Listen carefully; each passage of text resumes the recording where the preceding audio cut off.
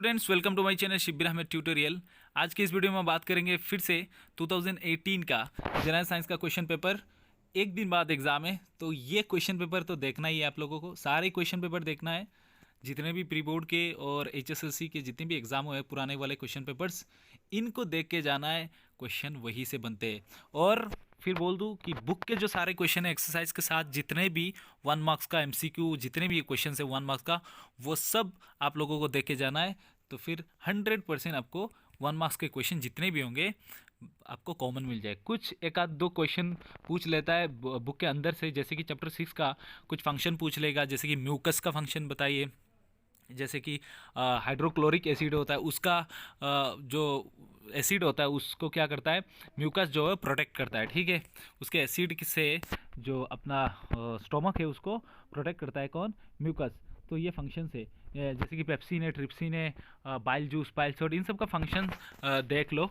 छोटे छोटे क्वेश्चंस जो आते हैं यहाँ से वहाँ से, ये सब 2-4 क्वेश्चन आ सकते हैं, लेकिन मैं ये बोल सकता हूँ कि बुक से ही ज़्यादातर क्वेश्चन आते हैं। तो आप लोगों को ये सारे क्वेश्चन अच्छे से देख के जाना है। सो चलिए शुरू करते। फर्स्ट क्वेश्चन दिया हुआ है यहाँ, Fe2O3 आयरन के साथ ऑक्साइड लगा हुआ है और एल्यूमिनियम साथ में, उसका रिएक्शन हो रहा है। ये कौन सा टाइप का रिएक्शन है, ये इसका आंसर होगा, ये होगा डिस्प्लेसमेंट रिएक्शन।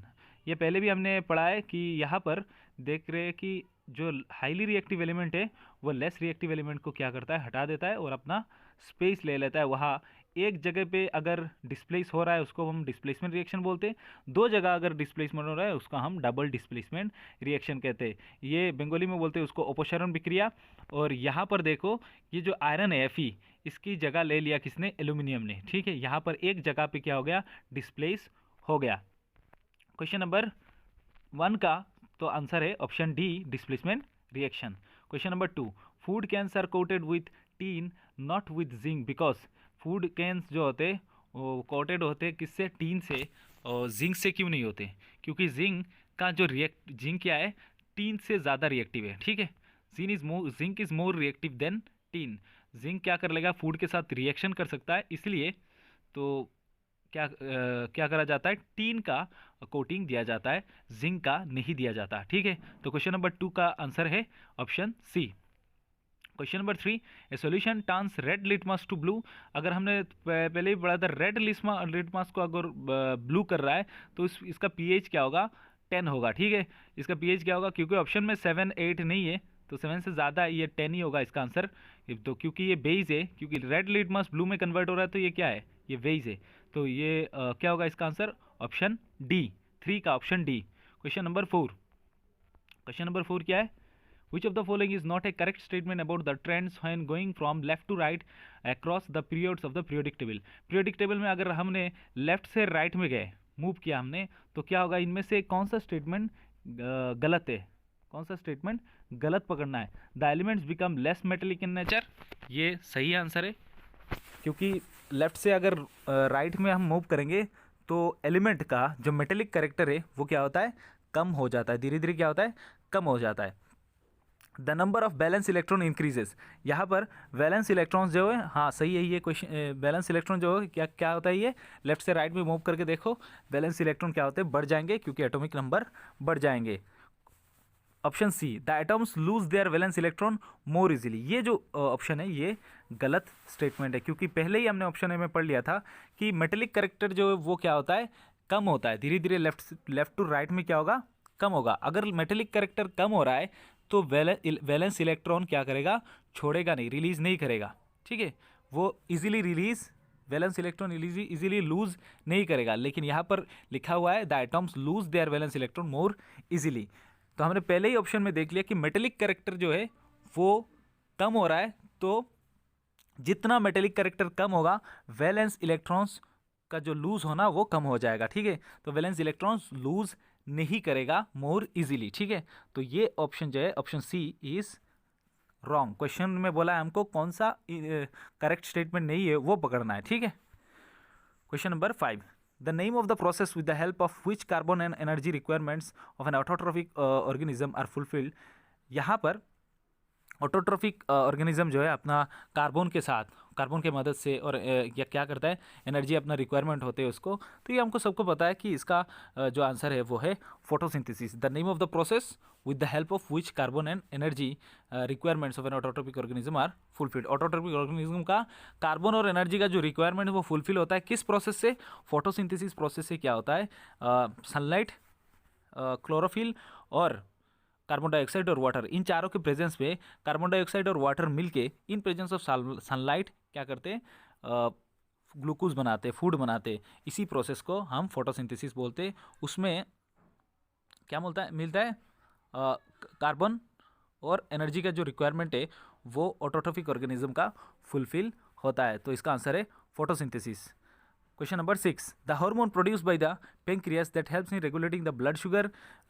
ये इसका आंसर है इंसुलिन। इंसुलिन जो है वो पेंक्रियास से निकलता है और इंसुलिन ब्लड शुगर को क्या करता है? कंट्रोल करता है, रेगुलेट करता है। तो क्वेश्चन नंबर 6 का option C is the correct answer.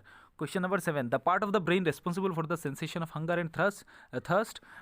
जो पार्ट ब्रेन का जो पार्ट है जो रिस्पॉन्सिबल है किसके लिए? सेंसेशन ऑफ हंगर के लिए। आपको भूख जो लगता है, आपको प्यास जो लगता है, या फिर आपको जो गुस्सा आता है, ये सब सारे फंक्शंस के लिए कौन रिस्पॉन्सिबल है? इसका आंसर है 7 का, यहाँ पर गलत टिक किया हुआ है। 7 का option D is the correct answer, hypothalamus. Hypothalamus is the correct option. Question number 8, question number 8 में क्या दिया हुआ है? An electric bulb is rated 220 volt. एक इलेक्ट्रिक बल्ब का रेट कितना है? इधर 220 वोल्ट है उसका, और वहाँ पर 100 वाट है उसका पावर दिया हुआ है, वोल्टेज दिया हुआ है। When it is operated on 110 volt then the power consumed is. इसको हमने अगर 110 वोल्ट में ऑपरेट किया तो उसका पावर निकालना है। पावर निकालने के लिए एक फॉर्मूला है, ये स्क्रीनशॉट इधर आपको दिखाई दे रहा होगा कि हमने पहले इधर आर निकाला है, रेजिस्टेंस निकाला है एक फॉर्मूला से। उसके बाद हमने पावर का फॉर्मूला बिठा के P इक्वल टू V²/R बिठा के इधर P का वैल्यू निकाल दिया। उसका P का वैल्यू, पावर का वैल्यू कितना आएगा? 25 वाट। 25 वाट। वाट क्यों आ रहा है? W मतलब वाट है, पावर का यूनिट है वाट। ठीक है।